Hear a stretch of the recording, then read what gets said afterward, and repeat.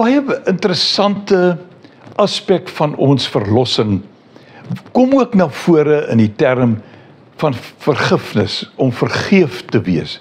Vergeefde mense is kinders van God.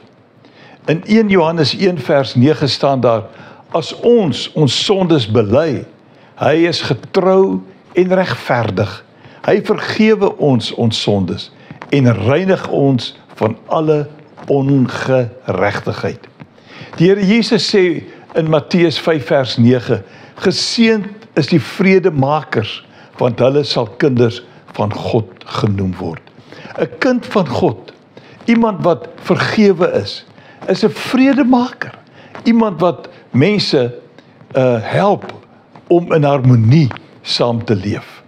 En dan kom die Here en hy sê iets baie interessant in Lukas 20 vers 36 in verband met mense wat in die hemel kom. Hy sê hulle is kinders van God, omdat hulle uit die dood opgestaan het.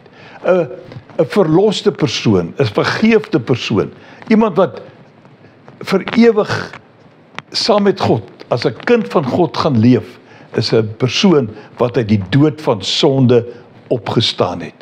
Romeine 8 vers 14 tot vers 17 sê, almal wat hulle deur die Gees van God laat lei, is kinders van God.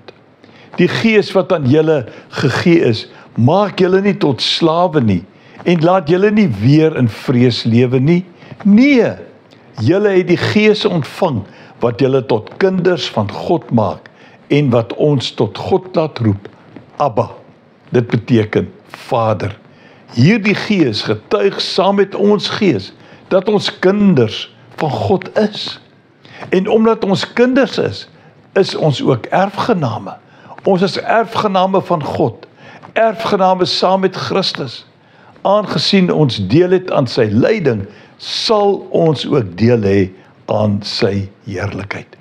'n verloste persoon, 'n kind van God, 'n geredde persoon, iemand wat vergewe is, wat 'n kind van God geword het al die voordeel wat ooit deur God aan die mens gegee kan en wil word.